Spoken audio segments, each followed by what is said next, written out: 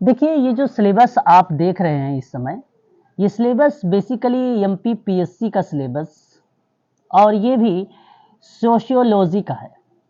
हालांकि अगर यही सिलेबस आप देखें तो कॉपी किया है एमपी पीएससी ने। जानते हो किसका कॉपी किया है ये यूजीसी नेट सोशियोलॉजी का कॉपी किया है ना, सोशियोलॉजी का कॉपी किया है। मैं एमपी पीएससी की जो क्लास का समय बता रहा था पहले 1 to 2 PM था। इस समय को लेकर मैंने आज परिवर्तन कर दिया है और ये जो टाइमिंग रख दी गई है अब मॉर्निंग में रख दी गई है 6:30 AM। 6:30 AM रख दी गई है क्लासेस। आपको 6 o'clock टू 6:15 के बीच में आप लोगों को लिंक मिल जाएगा, क्लासेस का लिंक आपके ग्रुप में पहुंच जाएगा, आप ज्वाइन कर लीजिएगा और 6:30 से मैं क्लासेस जो है प्रारंभ कर दूंगा आप लोगों के। ठीक है, तो आप जब भी जोड़ेंगे आप ऑटोमेटिक जुड़ भी जाएंगे, क्योंकि वहां पर मैंने ओपन कर दिया है लिंक आप लोगों का, तो आप आसानी से जुड़ भी सकते हैं। बट लिंक आप किसी अदर ग्रुपों में, अदर जगह पे आप लोग शेयर नहीं करेंगे, है ना। हालांकि मैं ये जो सिलेबस आप दिखा रहा हूँ यूनिट नंबर 7 दिखा रहा हूँ और 7 में उद्योग और विकास है। इसके अंतर्गत मैंने अभी हाल ही में समाजशास्त्री परंपरा में औद्योगिक समाज को लेकर श्रम विभाजन, नौकरशाही, तार्किकता, उत्पादन संबंध, अतिरिक्त मूल्य और अलग, इन सभी पॉइंटों पर मैं बातचीत भी कर चुका हूं। और एमपी पीएससी के अगर आप टेलीग्राम चैनल को देखेंगे तो वहां पर आपको पीडीएफ भी आसानी से मिल जाएंगे।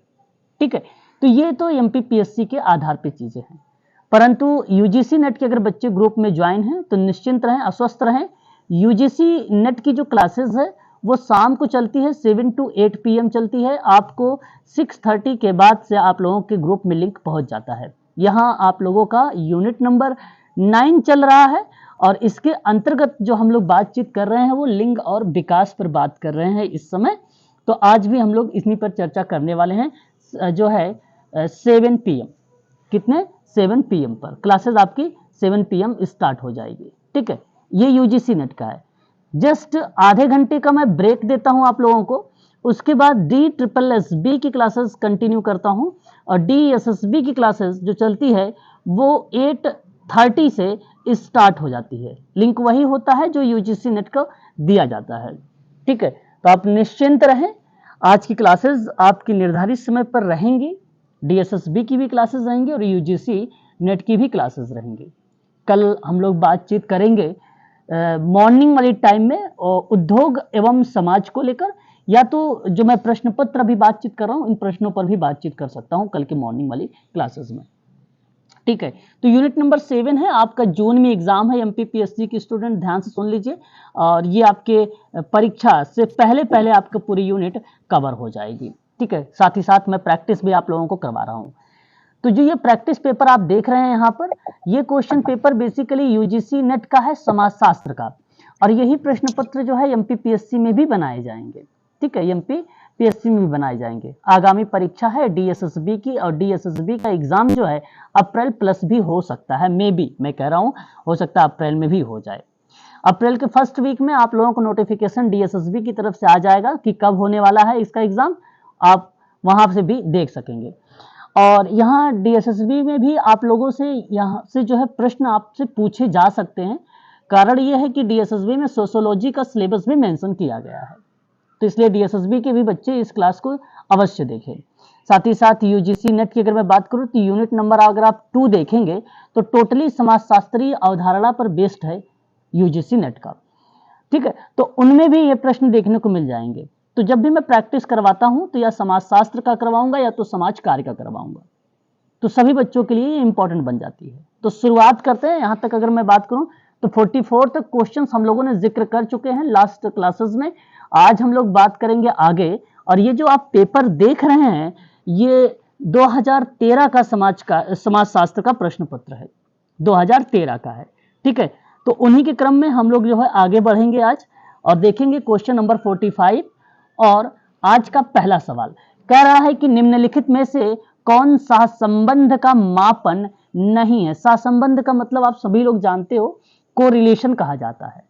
अब देखिए 4 ऑप्शन है, काई स्क्वायर दिया गया है, छात्र का टी टेस्ट दिया गया है, माध्य प्रकीर्णन दिया गया है, उत्पाद गति गुणांक दिया गया है। ये क्वेश्चन नंबर 45 में। एक बार अपने विचार को आप लोग रिप्रेजेंट करिए कि सहसंबंध का मापन नहीं है इनमें से कौन सा, फिर मैं बताता हूं। उत्पाद गति गुणांक।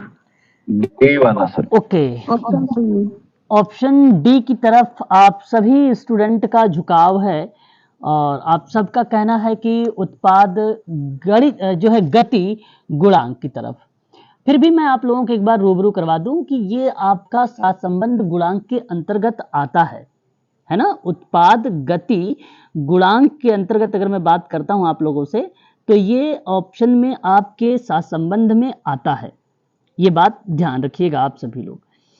अच्छा, ये देखिए बेसिकली क्या है, गति के उतार चढ़ाव की जब भी कोई प्रक्रियाएं रिप्रेजेंट होती है ना, तो उस संबंध में स्थिरांक गुणांक होता है, उसको हम रिलेट कराते हैं। देखिए गति में अधिकतम अस्थिर है ना, और औसत गति का अनुपात गति की अस्थिरता का दर्शाता है। उस परिप्रेक्ष्य में जब हम लोग बातचीत करते हैं तो वो सहसंबंध को रिलेट कराता है, कोरिलेशन को रिलेट कराता है, इसमें कोई दो राय नहीं है। तो उत्पाद गति का गुणांक जो है शामिल है सहसंबंध में, इसलिए आप इसको एलिमेंट कर दीजिए, हटा दीजिए। पूछा है नहीं है, का स्क्वायर भी है, छात्र का टी टेस्ट भी है, लेकिन एक ऑप्शन आप देख रहे हैं माध्य प्रकीर्णन। जो माध्य प्रकीर्णन शब्द आप रिप्रेजेंट कर रहे हैं, ये शब्द नहीं आता है ना, ये शब्द नहीं आता। पूर्ण माप को ही बेसिकली प्रकीर्णन का नाम दिया जाता है, पूर्ण माप को। तो अनुकरण करके किसी चीज को रिप्रेजेंट करना, उसकी इमिटेशन करना, वो प्रकीर्णन के माप को दर्शाता है ना, इमिटेशन वाली प्रक्रिया में वो दर्शाता है। तो माध्य प्रकीर्णन यानी माध्य का मतलब औसत होता है, एवरेज होता है ना, एवरेज होता है, ठीक है। उस प्रक्रिया में इस शब्द को दर्शाया गया है। तो मैं चाहूंगा कि एक बार इस प्रश्न की इंग्लिश देखेंगे तो और आपको स्पष्ट होगा और इससे आप और आसानी से समझ पाएंगे, ठीक है। तो देखिए मीन जो है डिस्प्रेशन शब्द रिलेट कराया गया है माध्य प्रकीर्णन को, और यहाँ ये शब्द जो है आपका मापन के अंतर्गत नहीं आता है, ये आता है एनपीसी का। कहाँ पे आता है ये आता है एनपीसी पर, है ना। तो माध्य फैलाव कह लीजिए या माध्य फैलाव कह लीजिए, या तो आप प्रकीर्णन कह लीजिए, बात दोनों एक ही होती है। तो माध्य प्रकीर्णन सहसंबंध का मापन नहीं है जब दो पद श्रेणियां परस्पर एक इस प्रकार संबंधित हो कि एक पद श्रेणी में होने वाली परिवर्तन के साथ दूसरी श्रेणी में भी परिवर्तन हो जाए, तो वही क्या कहलाता है, सहसंबंध कहलाता है। फिर से सुनिए, जब दो कोई पद श्रेणी है, श्रेणी का मतलब जैसे 0 से 10 है, 10 से 20 है, 20 से 21, 20 से 30 है, ये एक प्रकार से क्या कर रहा है, सहसंबंध दर्शा रहा है। एक प्रकार से दो पद की श्रेणियां बनाई गई, परस्पर इस प्रकार संबंधित हो रही हैं जो एक पद श्रेणी में होने वाले परिवर्तन के साथ ही दूसरी में भी परिवर्तन हो जाएगा। जैसे अगर आप इसमें परिवर्तन करेंगे तो यहां पर भी परिवर्तन हमें दिखेगा, इस बात को ध्यान रखिएगा। इसी को सहसंबंध कहते हैं। इसमें ना एक ही दिशा में होने वाला परिवर्तन क्या होता है, प्लीज जरा बताइएगा। एक ही दिशा में होने वाला परिवर्तन क्या कहलाता है, धनात्मक कहलाता है, एक रेखीय धनात्मक। देखिए इस चीज को ध्यान से सुनिएगा प्लीज एक बार, ठीक है। इनमें एक ही दिशा में होने वाला परिवर्तन धनात्मक होता है और विपरीत दिशा में परिवर्तन होता है जब तो वो ऋणात्मक होता है। परीक्षा में सवाल पूछा गया था, लेकिन मन में अब आ रहा है रेखीय को लेकर आपके।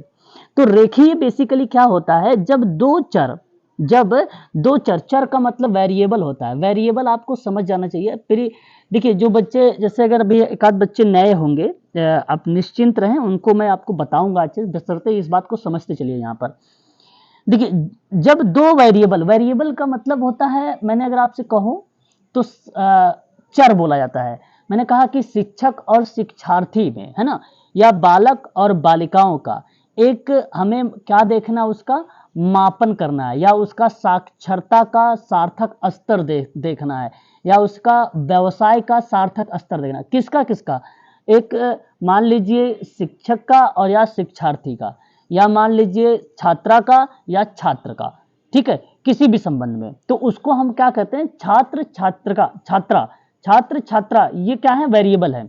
शिक्षक शिक्षार्थी क्या है, वेरिएबल है, उसको संबंध बोला, उसको क्या बोला जाता है, चर बोला जाता है ना।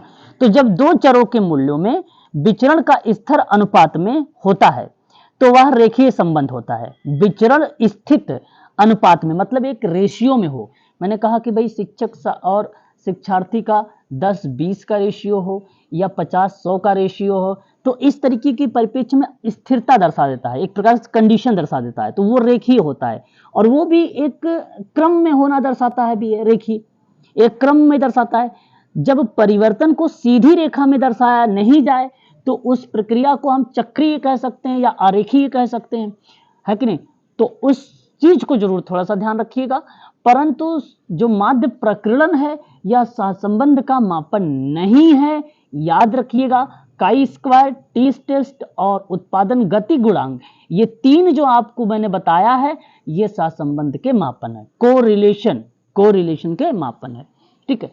तो ऑप्शन यहाँ पे सी वाला सही जाएगा। चलिए आगे देखते हैं। इनके टॉपिक में आप लोगों को जब करवाऊंगा यूजीसी नेट में ना, तो मैं एमपीपीएससी के स्टूडेंट को भी ये क्लासेस का लिंक दूंगा रिसर्च का, वहां से वो चीजें और भी स्पष्टीकरण कर पाएंगे, ठीक है। तो निश्चिंत रहें, है ना, बशर्ते यहाँ पे उन चीजों को समझते चले, साथ ही साथ जहां आपको पॉइंट इंपॉर्टेंट लगे उसको नोट भी कर सकते हैं आप। सवाल बड़ा आसान है ये जो 46 का है, परंतु इस प्रश्न को बड़े ध्यान से पढ़ना पड़ेगा, तब जाके आप ऑप्शन को कर पाओगे। मैं पढ़ रहा हूं, ध्यान से सुनिएगा। कमला एक महाविद्यालय में पढ़ती है। आप अपने आप को रख सकते हो कि आप एक महाविद्यालय में पढ़ती हैं। एक किट्टी पार्टी आयोजित करती है। कौन? कमला करती है। अपनी पुत्री को देखभाल भी करती है और महिला संगठन की बैठक का सभापतित्व भी करती है। मतलब देखिए उसकी कितनी भूमिका बन रही है, समझिएगा बात को। एक महिला है, उसकी कई भूमिका, एक तो किट्टी पार्टी आयोजित कर रही है, दूसरी पुत्री की देखभाल कर रही है, तीसरी यहां तक कि महिला संगठन की वो सभापतित्व भी है। तो उनकी भूमिका का वर्णन करने के लिए निम्नलिखित में से किस अवधारणा का उपयोग करेंगे? क्या भूमिका संघर्ष होगा, या बहुल भूमिकाएं होंगी, या भूमिका पुंज होगा, या भूमिका निर्माण होगा? चार ऑप्शन आपके सामने। बहुल भूमिका सर। चलिए बहुत बढ़िया जवाब, किसी बच्चे ने जवाब यहाँ पे दिया है, बहुल भूमिका, मल्टी रोल। बहुत बढ़िया, सुन के अच्छा लगा, और यही सही जवाब होगा, है ना। कमला एक महाविद्यालय में पढ़ाती है और एक किट्टी पार्टी आयोजित करती है, अपनी पुत्री की देखभाल करती है, महिला संगठन की बैठक का सभापति भी करती है, और उसकी इन्हीं भूमिकाओं का वर्णन करने के लिए बहुल भूमिका अवधारणा का उपयोग किया जाता है।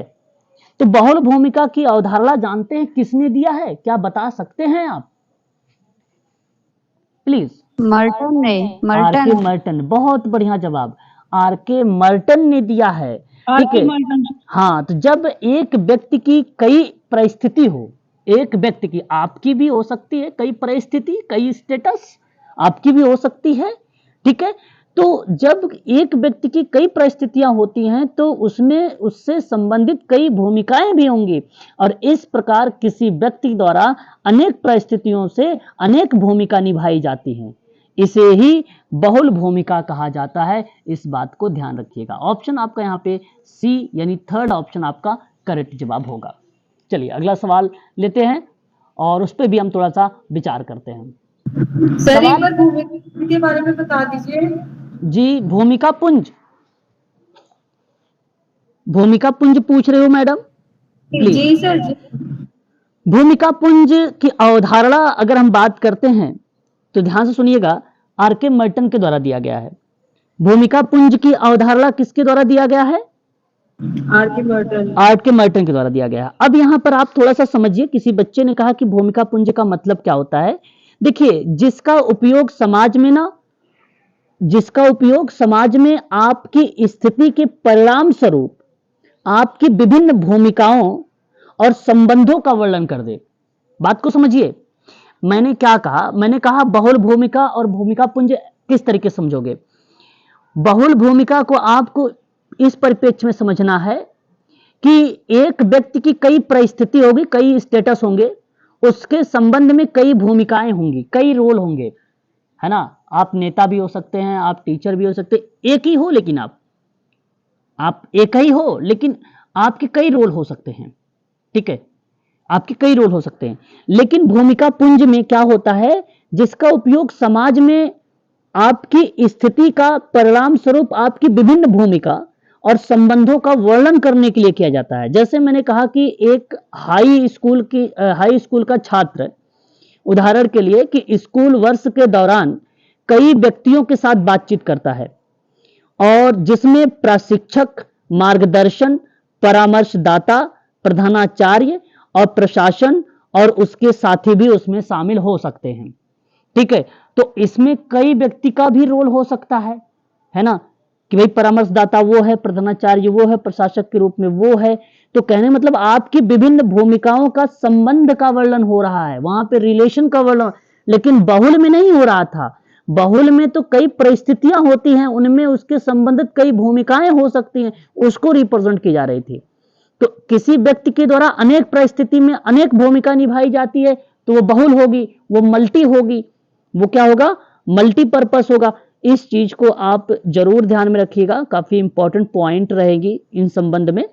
ठीक है, जब व्यक्ति की सामाजिक स्थिति परिणाम स्वरूप विभिन्न भूमिकाओं के संबंधों का वर्णन होगा, तब आप समझिएगा कि वहां पर भूमिका पुंज है ना। परिवार में पिता की भूमिका निभाने वाला एक पुरुष बाहर दैनिक वेतन भोगी इस प्रकार से कई भूमिकाएं निभा सकता है। हो सकता है बाहर वो वेतन भोगी भी हो। ठीक है, तो इन संबंधों में क्योंकि उनका वर्णन भी हो रहा है यहाँ पे। ठीक है, समझ गए कि नहीं समझ गए, प्लीज एक बार स्पष्ट करिए। जी सर जी। हाँ, यही बात है। अब जरा ध्यान से सुनिएगा क्वेश्चन नंबर 47 के बारे में, है ना। देखिएगा, एक तरफ अवधारणा है, दूसरी तरफ लेखक है। बड़ा आसान सवाल है, आप आसानी से, अगर मैं ऑप्शन दिखा दूंगा तो आप मिला लोगे। क्या कारण क्या है? कारण यह है कि लघु समुदाय से, ठीक है, क्योंकि आसान है, आप जानते हो लिटिल कम्युनिटी के बारे में। फिलहाल हम शुरुआत करते हैं प्रत्याशित समाजीकरण की अवधारणा को लेकर। तो ये नाम आता है आर.के. मर्टन का। किसका आता है? आर.के. मर्टन की अवधारणा है। जानते हो इसमें क्या बताया? इसमें बताया गया कि व्यक्ति कई बार ठीक है, अपनी आने वाली भूमिका का पहले से पूर्वाभास करके उसकी तैयारी कर लेता है। पूर्व से तैयारी की प्रक्रिया को ही क्या बोलेंगे? पूर्व से मतलब पहले से कोई तैयारी की प्रक्रिया को ही क्या बोलेंगे? प्रत्याशित समाजीकरण कहेंगे। वही प्रत्याशित समाजीकरण होता है, और ये कॉन्सेप्ट आर.के. मर्टन का है। प्लीज इसको आप सभी लोग ध्यान में रखिएगा। दूसरी बात करते हैं इंद्रिय परक संस्कृति। इंद्रिय परक संस्कृति पीटरिम सेरोकिन का नाम आता है। पीटरिम सेरोकिन ने एक किताब लिखी थी, आप सबको भली भांति तरीके से मालूम भी होगा, आप जानते भी होंगे। किताब का नाम क्या है? The cultural dynamics. क्लियर? पता है कि नहीं? प्लीज बताएं। सर दोबारा बता दें। The cultural dynamics. जी सर, पता है सर। पता होना चाहिए, बिल्कुल बिल्कुल। और ये किताब किसकी है? तो पीटरिम सेरोकिन की है। पीटरिम सेरोकिन की है, और ये किताब पब्लिश की गई थी 1937 में। कब? 1937 में।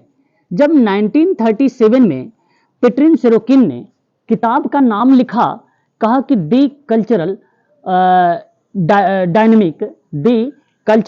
डायनेमिक, तो इन्होंने बेसिकली मेंशन किया अपनी किताब में कि सामाजिक परिवर्तन का सांस्कृतिक सिद्धांत, और उसी में इंद्रिय परक संस्कृति भौतिकवादी और सांसारिकता पर बल दिया। तो भौतिकवादी संस्कृति, भौतिकवाद भी है, आप जानते हैं, अभौतिक संस्कृति भी है। ये कहां मिलती है? ये इंद्रिय परक संस्कृति में मिलती है। अब सही जवाब आपका ये हो जाता है फिर। लेकिन एक शब्द आप वेरी मोस्ट इंपॉर्टेंट, अवशिष्ट नाम आता है। अवशिष्ट की अवधारणा आती है। यह नाम वी पैरेटो का है। अतार्किक अध्ययन के लिए पैरेटो ने बेसिकली मनोवैज्ञानिक अवधारणाओं को प्रस्तुत किया, और इन्हीं अवधारणाओं में पहली अवधारणा अवशिष्ट की थी मनोविज्ञान में। तो यह अवधारणा मनुष्य के व्यवहार को समझने में सहायक होती थी। अवशिष्ट अवधारणा जानते थे क्या थी?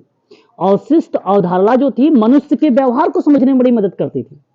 और मनुष्य के व्यवहार को समझने में अगर जो सहायक होती है, उस अवधारणा को किसने प्रस्तुत किया? तो वी पैरेटो ने प्रस्तुत किया। और ये फिर आपका जवाब भी पैरेटो को रिलेट हो जाता है। लेकिन लिटिल कम्युनिटी एक थी, अपने नाम भली भांति तरीके से रूबरू होंगे लिटिल कम्युनिटी के बारे में, रॉबर्ट रेडफील्ड का नाम है ना, द लिटिल कम्युनिटी, जी सर। बिल्कुल पता होना जी चाहिए। सर। अब द लिटिल कम्युनिटी ने सन 1956 में, कब, 1956 में भूमिका इन्होंने निभाया। हालांकि इनका कहने का मतलब यह था कि लिटिल कम्युनिटी में जब 1955 में, हालांकि पहले ही 1955 में लघु समुदाय की अवधारणा अपने विचारों पर इसकी 4 विशेषताओं के साथ औपचारिक रूप दिया था। 4 विशेषताएं कौन कौन सी होती हैं, मुझे उम्मीद है कि आपको मालूम भी होगा। एक होता है लघुता, और एक होता है विशिष्टता, आत्मनिर्भरता, और एक होता है एकरूपता या समरूपता भी कहते हैं हम लोग इसको, और जी। एक किसी ने बताया है आत्म निर्भरता। ठीक है, ये बड़ा बढ़िया जवाब था। तो ये 4 ऐसे जो हैं इसकी विशेषता पाई जाती है लिटिल कम्युनिटी में। तो अब ये सभी के सभी जो ऑप्शन दिए गए हैं वो सामने सामने दिए गए हैं। उम्मीद है कि आप इसका जवाब भी आसानी से बता दोगे, है कि नहीं। चलिए बताइए जरा, सामने सामने कौन से ऑप्शन में, 1 2 3 4? Option number D. डी है। ठीक है, तो इसी तरीके की तथ्यों को आप जरूर ध्यान में रखें, क्योंकि परीक्षाओं में आप लोगों से इस तरीके के सवाल जो हैं पूछे जाते हैं। देखिए सवाल यहाँ पे है वर्थ रेशनल की अवधारणा किसने दिया है। अब मैं चाहूंगा कि इस प्रश्न की इंग्लिश देखेंगे तो और आसानी होगी। जो प्रश्न थोड़ा सा हिंदी में टफ लगे उस प्रश्न की आप इंग्लिश कर लीजिए, आपको एकदम इजी बन जाएगा। वर्ड रिलेशन, देखो यहाँ पे दिया गया है वर्ड रिलेशंस, है ना। अब ये एसोसिएटेड दिस विथ होम, अब बताना है आपको कि जो वर्थ रिलेशन शब्द यहाँ पे मेंशन किया गया है रेशनल शब्द को, वो किस विद्वान के द्वारा प्रस्तुत की गई है या किस विद्वान से ये मैच करती है। प्लीज एक बार बताइए। Sir max weber. Max weber का नाम लगा रहे हैं। अगर आप मैक्स वेबर का नाम सोच रहे हैं तो सही सोच रहे हैं, ऑप्शन नंबर आपने पहला जवाब करेक्ट दिया है। मैक्स, अगर हम बात करें, मैक्स वेबर द्वारा वर्थ रेशनल की अवधारणा दी गई थी। आपको बता दूं कि मैक्स वेबर महोदय नौकरशाही सिद्धांत को जब प्रस्तुत किया तो उसी नौकरशाही के आदर्श रूप में वर्णन किया। तो इसलिए कहा गया कि आदर्श रूप किसे कहा गया, तो वो मैक्स वेबर का बोला गया आदर्श मॉडल। किसी बड़ी संस्था या सरकार के परिचालन के लिए निर्धारित की गई संरचनाओं और नियमों को समग्र रूप से नौकरशाही यानी ब्यूरोक्रेसी कहा गया। ये सभी बातें किसकी थी, मैक्स वेबर की थी, मैक्स वेबर की थी। तो मैक्स वेबर महोदय ने यह भी कॉन्सेप्ट मेंशन किया है, क्या, वर्थ रेशनल शब्द को। मैक्स वेबर ने चीन का धर्म भी बताया है, चीन का धर्म भी बताया है जी, 1915 में ना। और हाँ जी सर। भारत का धर्म भी बताया 1916 में, भारत का धर्म भी बताया 1916 में। विज्ञान एक व्यवसाय के रूप में है, विज्ञान एक क्या है, विज्ञान व्यवसाय के रूप में है, विज्ञान एक व्यवसाय के रूप में है। यह भी अवधारणा 1917 में मैक्स वेबर ने ही दिया था। ठीक है, याद रखिए। अर्थव्यवस्था और समाज के बारे में 1922 में बताया था, अभी हाल ही में मैंने पढ़ाया है आप लोगों को, अर्थव्यवस्था और समाज को लेकर 1922 में जिक्र किया था मैक्स वेबर महोदय ने। ठीक है, तो ये कुछ ऐसे नाम हैं इनका, ऐसे कॉन्सेप्ट हैं जो मैक्स वेबर के ही नाम को टच करते हैं। ठीक है, तो ये चीजें याद रखिएगा। सामाजिक अथॉरिटी को 3 अलग अलग भागों में अगर किसी ने बांटा है तो मैक्स वेबर ने बांटा है। एक क्रिया, दूसरा पारंपरिक, तीसरा तर्क संगत कानून। क्या, सामाजिक अथॉरिटी को, सामाजिक प्राधिकरण को 3 अलग अलग रूपों में बांटा है, वो बांटा है मैक्स वेबर ने। क्रिया, क्रिया को करिश्माई भी कहते हैं, पारंपरिक, और पारंपरिक को रेसिप्रोकल कहा जाता है। तर्क संगत कानूनी, यानी एक प्रकार से रेशनल शब्द यहां पे रिलेट होता है। ठीक है, तो तर्क संगत कानून भी यहां पर देखने को मिलता है मैक्स वेबर के द्वारा। तो सही जवाब ऑप्शन नंबर अगर मैं बात करूंगा तो पहला वाला ऑप्शन आपका करेक्ट चला जाएगा। और देखिए अब आप सोच रहे होंगे कि वर्त रेशनल शब्द का मतलब क्या है। इसका मतलब है मूल्यांकन सामाजिक क्रिया से। बताइए क्या है इसका मतलब? मूल्यांकन सामाजिक क्रिया से। Sir deep understanding. G D deep understanding. D understanding. Deep understanding. अच्छा, डीप अंडरस्टैंडिंग मतलब क्या होता है? नहीं समझ पा रहा हूं मैं कि गहरी समझ, डेप्थ में समझना किसी भी चीज को।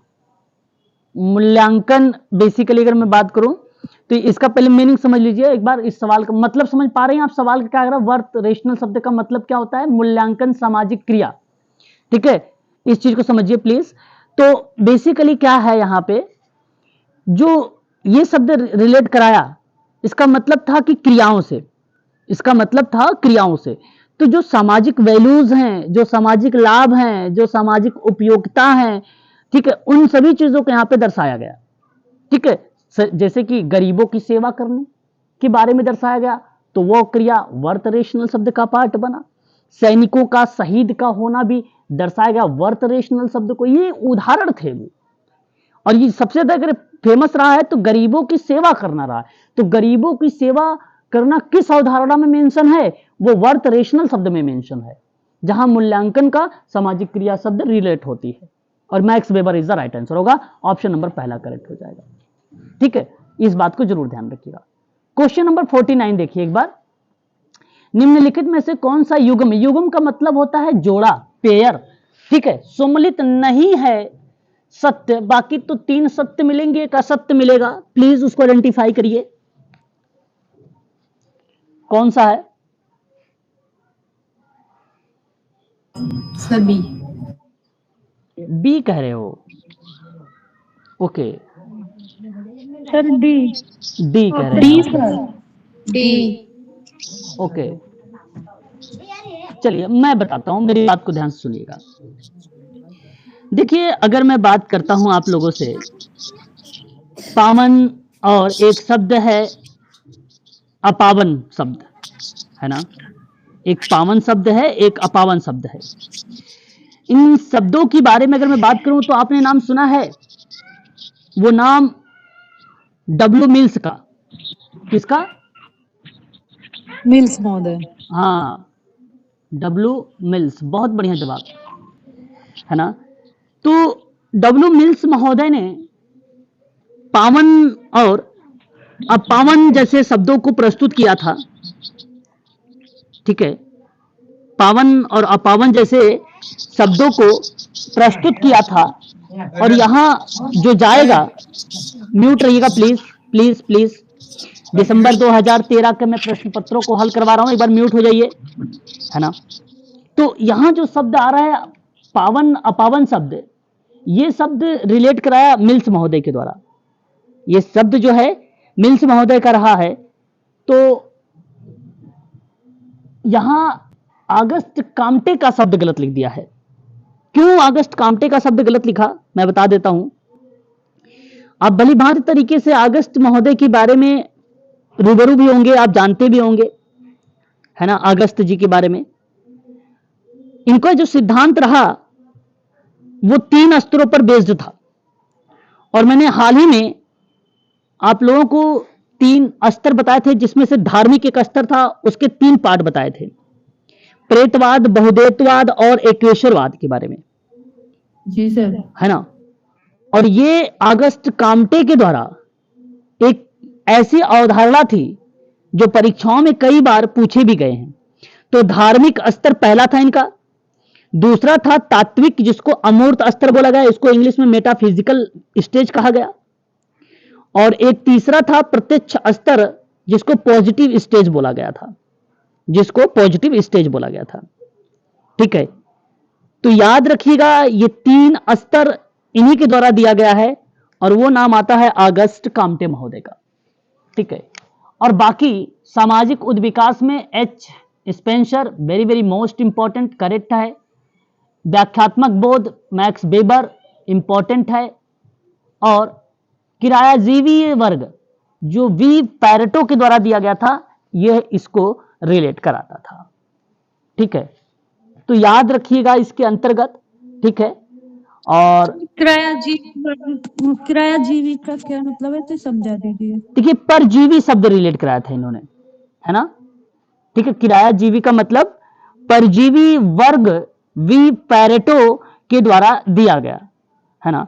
तो वो शब्द उन्हीं के द्वारा मिले परजीवी विज्ञान में, और परजीवी से होने वाले रोग वगैरह के बारे में, जैसे मलेरिया हो गया, पेचिस हो गया, ठीक है, डायरिया हो गया, अतिसार जिसको बोलते हैं, इस तरीके के शब्दों को इन्होंने रिलेट उसमें कराया था।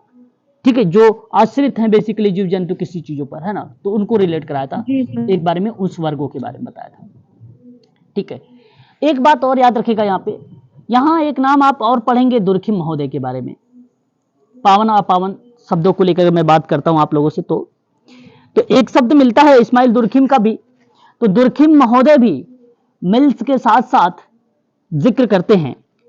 मिल्स के साथ साथ अगर हम जिक्र करेंगे किसके बारे में, तो दुर्खिम महोदय का भी नाम आप जरूर ध्यान रखिएगा, क्योंकि इनका भी फेमस शब्द है ये। मिल्स तो आएंगे, ठीक है, दुर्खिम का भी नाम यहां पे आएगा, जैसे मैंने आपको कई बार पढ़ाया भी है, बताया भी है आप लोगों से, है कि नहीं, कि भाई आर.के. मार्टिन को भी दुर्खिम का तो पवित्र और पवित्र था, वही है ये भी, वो धर्म का वही तो है, पावन और अपावन धर्म को जो रिप्रेजेंट करने वाला शब्द है यही दुर्खिम का है। दुर्खिम का अगर आप धर्म को रिलेट कराओगे तो उन्होंने पवित्र अपवित्र जैसे शब्दों को रिलेट कराया है। हाँ सर, पवित्र अपवित्र तो पवित्र वस्तुएं वे होती हैं जिसकी निषेध रक्षा करता है और पृथक करता है। पवित्र वस्तुएं वही है ना जिसकी निषेध संरक्षा करती है और जो पृथक हो जाती है, और अपवित्र वस्तुएं वे होती हैं जिन पर वे निषेध लागू हो ताकि पहली वस्तुओं से दी गई दूरी को रखी जाए। तो मतलब एक डिस्टेंस, एक दूरी, एक प्रकार से अगर मैं आपसे बात करूं अलगाव या विचलन शब्द रिलेट हो तो वहां पे ये पवित्र और अपवित्र जैसे चीजों को रिलेट करा, जो समाज में बेसिकली चीजें रिप्रेजेंट हो वो पवित्र के रूप में आ जाए, जो ना रिप्रेजेंट हो वह अपवित्र के रूप में हो जाए। तो धर्म उन वस्तु घटनाओं व्यवहारों से संबंधित है जो पवित्र मानी गई। कोई धर्म मान रहे हो पवित्र है, वस्तु मान रहे हो पवित्र है, व्यवहार घटना से व्यवहारों को समझने का प्रयास कर रहे हो वो पवित्र है। तो पवित्र वस्तुएं समाज या सामूहिक प्रतिनिधित्व का प्रतीक मानी जाती हैं। और सामूहिक प्रतिनिधित्व किसको बोला, किसने दिया, तो दुर्खिम ने दिया। यही बात आती है। ठीक है, तो इन्हीं चीजों को इस तरीके से इन्होंने रिप्रेजेंट किया। हालांकि मिल्स महोदय का भी नाम है, लेकिन यहाँ पे फेमस में रूप में अगर हम जिक्र करेंगे तो इनका भी नाम हमारे सामने प्रस्तुत हो ही जाता है। ठीक है, तो ये बात आपको ध्यान में रखना है दुर्खिम महोदय के बारे में भी। उसके बाद अगले सवाल की तरफ रुख करेंगे। 50 कहता है कि सामाजिक परिवर्तन के निम्नलिखित विश्लेषकों में से किसने किरायाजीवी और सट्टेबाज पदों का उपयोग किया है। अभी आपने यहाँ पे देखा बी पैरेटो का नाम, तो क्या आप यहाँ पे बी पैरेटो लगाना उचित समझेंगे? 50 का अगर थर्ड की बात करूं तो मैं बिल्कुल जी सर, बिल्कुल। देखो मैं बताता हूं, सामाजिक परिवर्तन के जो विश्लेषक थे उन विश्लेषकों में प्रसिद्ध एक विश्लेषक थे जिनका नाम था बी पैरेटो। इन्होंने किरायाजीवी और सट्टेबाजी पदों का उपयोग किया। इटली निवासी विल्फ्रेड पैरेटो मूल रूप से एक इंजीनियर थे जो कुछ समय के बाद अर्थशास्त्री और समाजशास्त्री भी बन गए। तो उन्होंने इन शब्दों को बारे में बताया था और ऑप्शन आपका थर्ड वाला करेक्ट हो जाएगा। ठीक है, तो इसलिए आप इन प्रश्नों को अवश्य ध्यान में रखिएगा, है ना। तो देखिए नीचे आपको बेसिकली यहाँ पर मैंने अभी आपको ये पीडीएफ जो है सेव कर दूंगा तो आपको इजीली मिल जाएगा। तो देखिए दिसंबर 2013 का पेपर थर्ड है। अब तक मैंने पेपर सेकंड पर बात कर रहा था आप लोगों से, है ना। वो जो प्रश्न थे दिसंबर 2013 के थे, सेकंड पेपर थे, और उस समय 2 पेपर हुआ करता था। सोशोलॉजी के ले लो चाहे वो समाज कार्य ले लो। ठीक है, एक में 50 नंबर के 50 क्वेश्चन आते थे, तो एक में आता था 75 क्वेश्चन आते 75, और एक प्रश्न 2 नंबर का होता है, ये बात आप जानते हैं। लेकिन एमपीपीएससी में एक प्रश्न 4 नंबर का है, एक प्रश्न जो है 4 नंबर का है और फैक्ट पूछा जाएगा, तो इसलिए मैं चाहूंगा कि आप लोग कॉन्सेप्ट लिखते रहिएगा और साथ ही साथ उनके बारे में तथ्यों को भी नोट करते चलिए और याद भी करते चलिए, तो काफी आसानी होगी। तो चलिए एक बार पेपर 3 पर भी जिक्र कर लेते हैं, नजर डालते हैं। और इंपॉर्टेंट क्वेश्चन फैक्ट पर बेस्ड है, DSSB के बच्चे भी ध्यान रखें इस पर और UGC नेट के स्टूडेंट भी इस पर ध्यान रखें। पहला प्रश्न कहता है कि निम्नलिखित में से किस उत्तर आधुनिकतावादी विचारक नहीं समझा जाएगा। अब आपको पता होना चाहिए कि उत्तर आधुनिकतावादी के विचारक हैं कौन कौन से, तभी तो एलिमेंट कर पाएंगे। जब पता ही नहीं होगा तो आप एलिमेंट नहीं कर पाएंगे, है ना।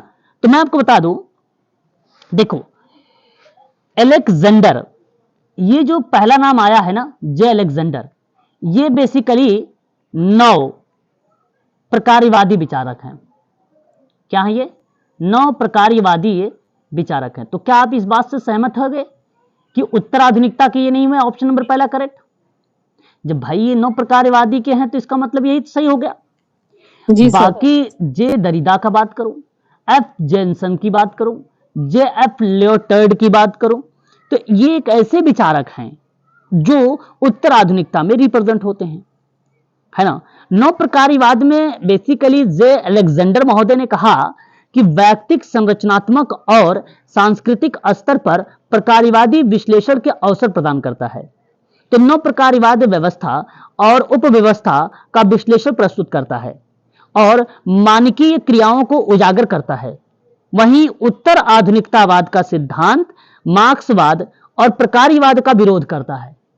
तो सही जवाब यहां पर जो माना जाएगा वो ऑप्शन नंबर आपका पहला करेक्ट माना जाएगा, यानी ए ऑप्शन आपका सत्य होगा। यहां पे सूची सेकंड, जो एक प्रकार से पुस्तक को रिप्रेजेंट करेगी और उन पुस्तकों के बारे में आपको बताया गया है कि ये किस विद्वान के द्वारा दिया गया है।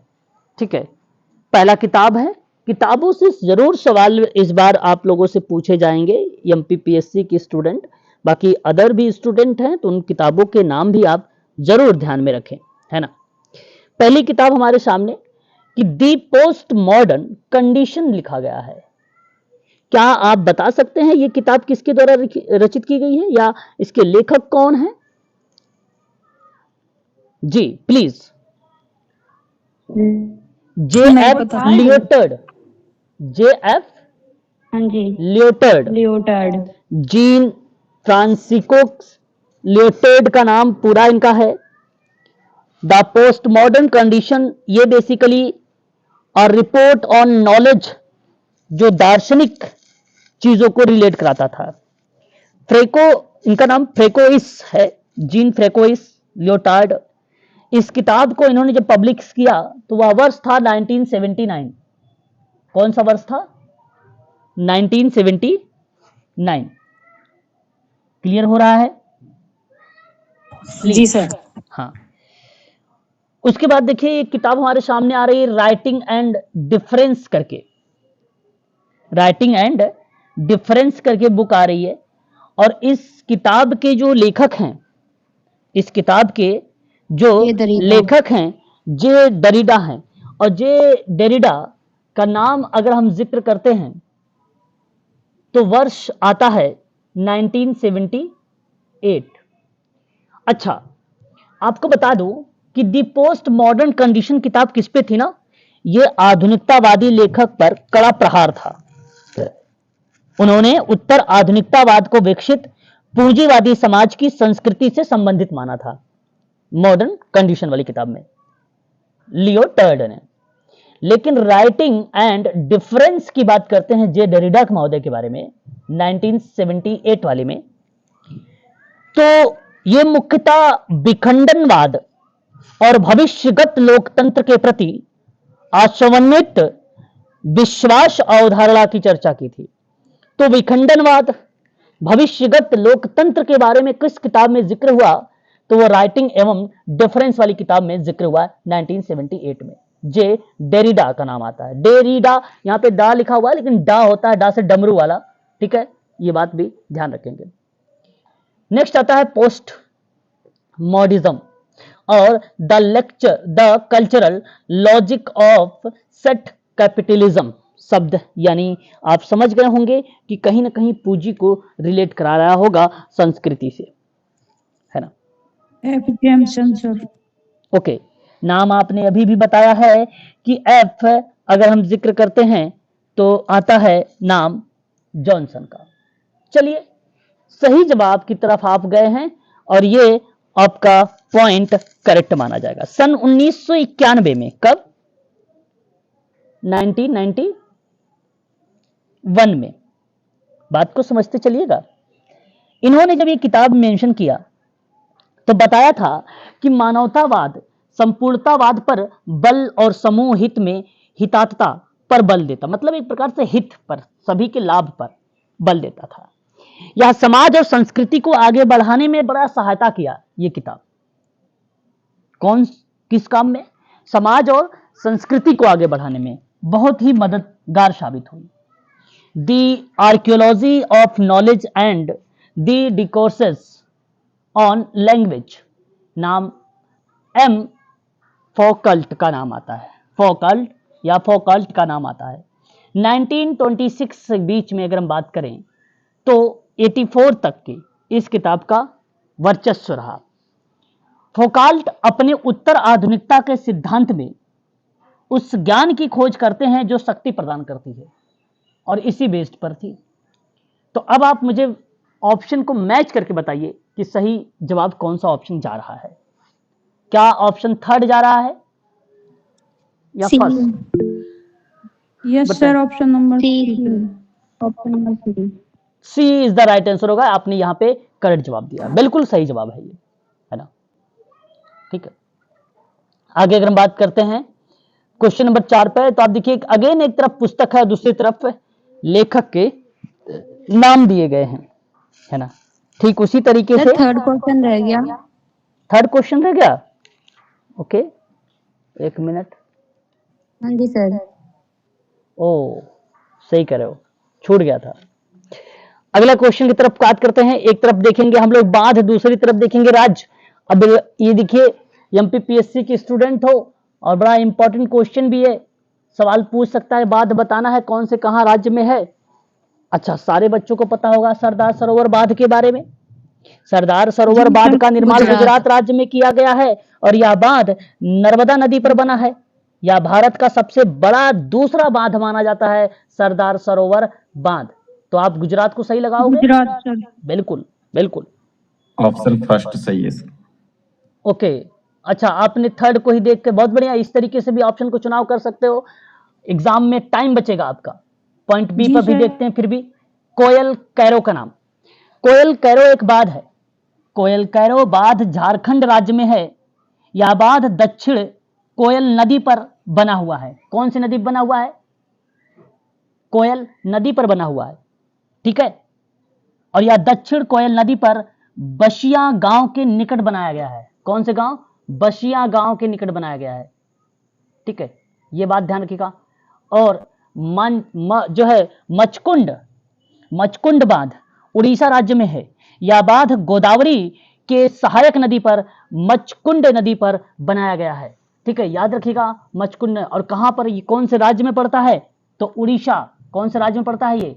उड़ीसा में, ठीक है। नदियों के नाम भी आप जरूर ध्यान रखेंगे जहां पर मैं आप लोगों को ये चीजें एक्सप्लेन कर रहा हूं। टिहरी बांध आपको मैं पढ़ा चुका हूं, उत्तराखंड के राज्य में है और यह भागीरथी नदी पर बना हुआ है। और भागीरथी नदी, अब ये बांध का जब निर्माण कार्य शुरू हुआ था तो 1977 और 78 में ये इस बांध का कार्य शुरू हुआ था, है कि नहीं। ऑप्शन आपने सही जवाब दिया था पहला, और पहला ही ऑप्शन आपका करेक्ट जवाब है। इस सवाल में कोई अगर डाउट वगैरह है तो आप हमसे पूछ भी सकते हैं, प्लीज। नहीं सर। चलो, बहुत बढ़िया है। अगर आप इस तरीके से समझते चल रहे हो तो बहुत अच्छी बात है। चलिए अगले सवाल की तरफ रुख करते हैं, और अगला सवाल हमारे सामने 4 नंबर का, ठीक है। 4 नंबर सवाल पर हम लोग जिक्र करेंगे। देखिए हमारे सामने जो किताब यहाँ पे लिखी गई है, और ये किताब के बारे में हम जिक्र करते हैं तो कहता है the coming of post industrial society किताब है। उम्मीद है ये सभी स्टूडेंट को पता होगा। डेनियल बेल की किताब रही है ये। किसकी किताब रही है ये? प्लीज बताइएगा। डेनियल बेल की किताब रही है। ठीक है। और ये किताब डेनियल बिल महोदय ने उत्तर औद्योगिक समाज के आगमन के बारे में जिक्र किया था और सन 1973 में जिक्र किया था। इनकी एक किताब और है जो काफी फेमस रही है, the cultural contradiction of capitalism शब्द करके। फिर से बोलूंगा, द कल्चरल कंट्राडिक्शनल ऑफ कैपिटलिज्म शब्द 1976 में डेनियल बेल महोदय के बारे में ये किताब भी फेमस रही है। तो यहां अगर मैं जिक्र करूंगा तो इन्होंने बताया था कि समाज में होने वाले परिवर्तनों के कारण या कारक के बारे में बताकर कहा कि कैसे ज्ञान का विकास, संचार साधनों की वृद्धि, अर्थव्यवस्था की उन्नति के कारण समाज में परिवर्तन आया है। उन्हीं के बारे में the coming of post industrial society जैसी किताबों में जिक्र किया था। ठीक है, तो ये किताब ये याद रखिएगा, एक 76 का याद रखिएगा, the cultural contradictions of capitalism शब्द 1976 का नाम, ये भी याद रखिएगा, काफी इंपॉर्टेंट रहेगा। ठीक है, उसके बाद दूसरी किताब पर अगर हम लोग बात करते हैं या जिक्र करते हैं तो हमारे सामने नाम आता है द पोस्ट जो है कैपिटलिस्ट सोसाइटी करके, है ना, पोस्ट कैपिटलिस्ट सोसाइटी करके बात आती है। और इस किताब के लेखक कौन हैं तो आप आसानी से बता सकते हो, पीटर ड्रेकर हैं।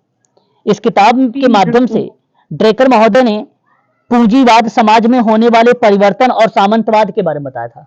किसके बारे में बताया था प्लीज? पूंजीवाद और सामंतवाद के बारे में बताया था। बिल्कुल सही जवाब। सन 1992 में यह किताब के बारे में जिक्र किया गया था, 1992 में। ठीक है, यह बात ध्यान रखिएगा। थर्ड वेव नामक एक पुस्तक थी, ए टफलर के द्वारा लिखी गई थी। किसके द्वारा? ए टफलर के द्वारा लिखी गई थी। ए टफलर का मतलब होता है एल्विन टफलर। उनका पूरा नाम क्या है? एल्विन टफलर। और एल्विन टफलर महोदय ने सन 1980 में इस किताब को मेंशन किया था। ठीक है, टफलर महोदय द थर्ड वेव के बारे में, द थर्ड वेव के बारे में इन्होंने जिक्र किया था। इस पुस्तक अमेरिका की, ये टफलर महोदय राष्ट्रीयता थी अमेरिका की। इनकी शिक्षा की जो जगह थी वो न्यूयॉर्क था। पेशा इनका था भविष्यवादी, लेखक, पत्रकार और शिक्षक थे। प्रसिद्धि का कारण इनका था दी third wave, future shock, power shift, 3 ऐसे कॉन्सेप्ट लाया था टफलर महोदय ने, जो यहीं से वो प्रसिद्ध हुए थे। ठीक है, तो इस बात को जरूर ध्यान में रखिएगा। ठीक है, और सही जवाब यहां पर चला जाएगा आपका टफलर महोदय। और इस किताब में अगर हम जिक्र करते हैं तो समाजशास्त्रियों का क्या है? समावेश है। समाजशास्त्रियों का समावेश है इसमें। द इंफॉर्मेशन एज करके किताब आई और ये किताब थी एम कॉस्टेल का नाम आता है। किसका नाम आता है? एम कॉस्टेल का नाम आता है। और इसमें समाजशास्त्र की विचारधाराओं, देखिए बात को समझिएगा, मैंने समाजशास्त्र के अनेक समाजशास्त्रियों के बारे में जिक्र किया, समाजशास्त्रियों के बारे में जिक्र किया, तो वो किस किताब में थी? तो द थर्ड वेव में थे। किसमें थी बताइए? थर्ड वेव थर्ड वेव में थी, बिल्कुल सही जवाब। लेकिन जब बात आती है दी इंफॉर्मेशन वाली किताब में, किसमें? दी इंफॉर्मेशन वाली पुस्तक में, तो नाम वहां पर किसका आता है? M Castells. हाँ, एम कास्टेल का नाम आता है। एम कास्टेल का नाम आता है। इस चीज को आप जरूर ध्यान रखिएगा। अच्छा, इनके वर्ष को आप छोड़ दीजिएगा। ठीक है, इनके वर्ष को आप छोड़ दीजिए। ठीक है, इनका वर्ष एग्जैक्ट मिलता नहीं है, मिला भी नहीं है अभी तक, है ना, परंतु इस चीज को आप जरूर ध्यान रखिएगा कि समाजशास्त्रियों के विचारधाराओं के बारे में इस किताब में द इंफॉर्मेशन एज में लिखा गया है। ठीक है, एक बार ऑप्शन मिला दीजिए। Option number D sir. Option number D, बिल्कुल डी। अगेन पुस्तक और लेखक के नाम। ठीक है, हु वर द सुद्राज शब्द, नाम आपको पता होना चाहिए। B R Ambedkar. B R Ambedkar. B R Ambedkar का नाम। बिल्कुल सही जवाब, B R Ambedkar is the right answer हो गया यहाँ पे करेक्ट जवाब।